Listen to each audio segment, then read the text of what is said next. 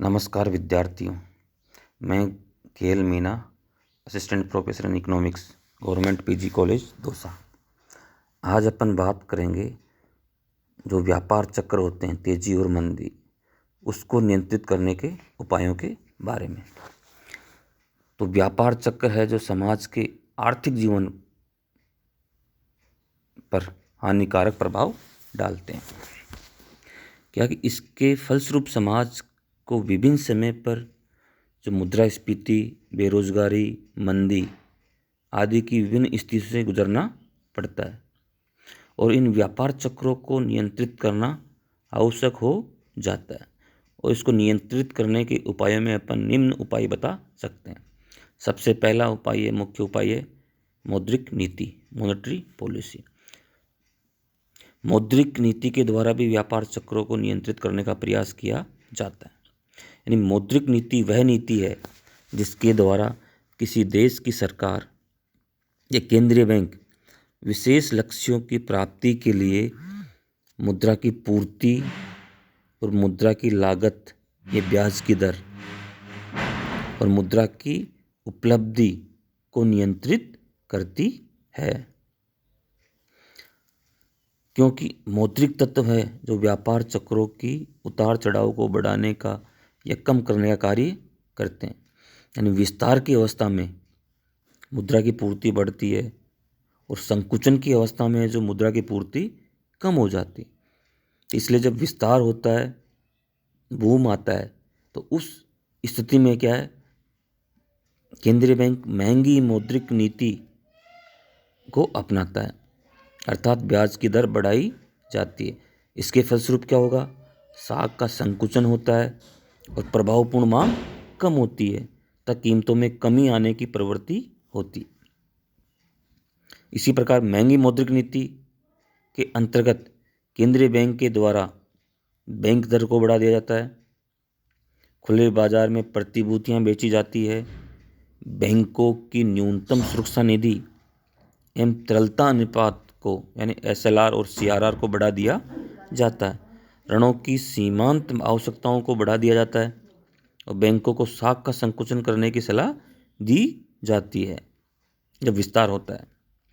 उसी तरह संकुचन की स्थिति में जब रिसेशन होता है, अर्थव्यवस्था में मंदी की तरफ आती है, तो संकुचन की स्थिति में सस्ती मौद्रिक नीति अपनाई जाती है, अर्थात ब्याज की दर को कम कर दिया जाता है। इसके फलस्वरूप साख का विस्तार होता है, उत्पादन तथा रोजगार बढ़ता है, कीमतों में वृद्धि होती है और इस प्रकार संकुचन को नियमित किया जाता है। यानी सस्ती मौद्रिक नीति के अनुसार ब्याज की दर कम कर दी जाती है, ऋणों की लागत कम हो जाती है, मुद्रा की पूर्ति को बढ़ाया जाता है और मुद्रा की उपलब्धता अर्थात साख का विस्तार किया जाता है। और इसके लिए केंद्रीय बैंक क्या करता है, बैंक दर को कम करता है, खुले बाजार में प्रतिभूतियां बेची जाती है, बैंकों की न्यूनतम सुरक्षा निधि या SLR को कम कर दिया जाता है ताकि बैंकों की ऋण क्षमता बढ़ जाए, ऋणों की सीमांत आवश्यकताओं को भी कम कर दिया जाता है, जिससे बैंक क्या साख का विस्तार करने के लिए प्रोत्साहित होते हैं।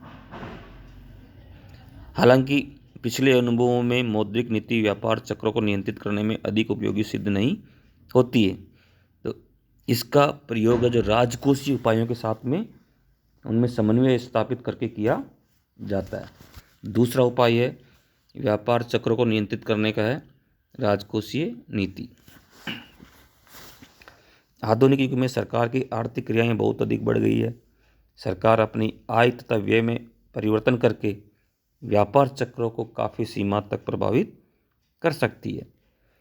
सरकार की आय तथा व्यय संबंधी नीति को भी राजस्व नीति कहा जाता है और सरकार के निश्चित उद्देश्य को प्राप्त करने के लिए आय, व्यय तथा ऋण संबंधी नीति को ही राजस्व नीति कहा जाता है। अब राजकोषीय नीति में जो उपाय अपनाए जाते हैं वो दो तरह के उपाय अपनाया जाता है।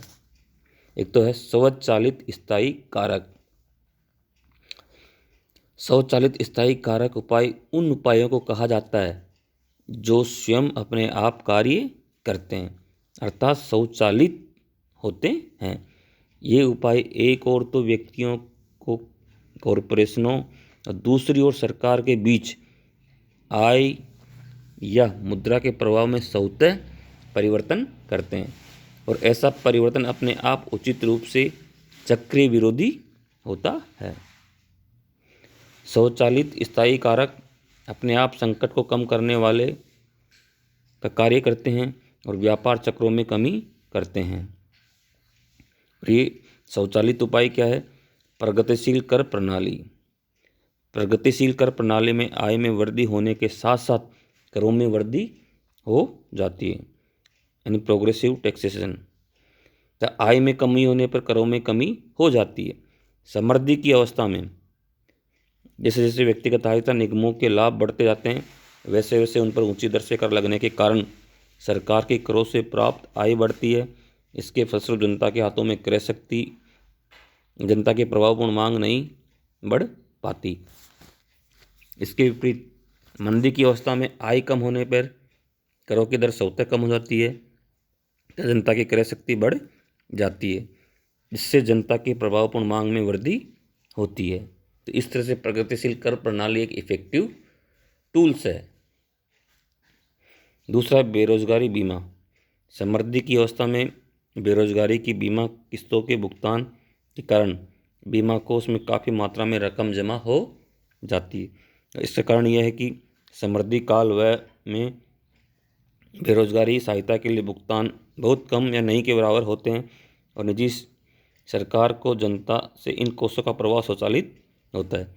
दूसरी ओर मंदी काल में इस फंड से एकत्रित रकम में से ये बेरोजगार लोगों को भुगतान स्वतंत्र रूप से होता रहता है। इसके फलस्वरूप उसकी मांग में अधिक कमी नहीं हो पाती और मंदी नियंत्रित रहती है। तुम्हें ध्यान रखना चाहिए कि समृद्धि काल में जनता से सरकार को कोषों का हस्तांतरण, तब मंदी काल में सरकार से जनता को हस्तांतरण स्वचालित हो। तीसरा ले सकते अपन विवेकपूर्ण उपाय। राजकोषीय नीति के विवेकपूर्ण उपाय वे उपाय है जो सरकार के विवेकपूर्ण निर्णयों पर निर्भर करते हैं, और इसका संबंध करों, सार्वजनिक व्यय, सार्वजनिक ऋण से है। और ये उपाय भी 3 प्रकार के हो सकते हैं, यानी करों की दरों को स्थिर रखकर सार्वजनिक व्यय में परिवर्तन करना, करों की दरों में परिवर्तन करना एवं सार्वजनिक व्यय को स्थिर रखना। तीसरा है करों के परिवर्तन एवं सार्वजनिक व्यय के परिवर्तन को उचित प्रकार से एडजस्टमेंट करना, जिससे प्रथम प्रकार के उपाय मंदी के उपचार के लिए अधिक उपयुक्त होते हैं, दूसरे प्रकार के उपाय मुद्रास्फीति को रोकने, तीसरे प्रकार के उपाय सार्वजनिक आय व्यय को समन्वित नीति अपना करके मंदी व तेजी दोनों प्रकार के चक्रीय परिवर्तनों का उपचार करने में सहायक होते हैं। और इन उपायों से अपन व्यापार चक्रों को जो नियंत्रित कर सकते हैं।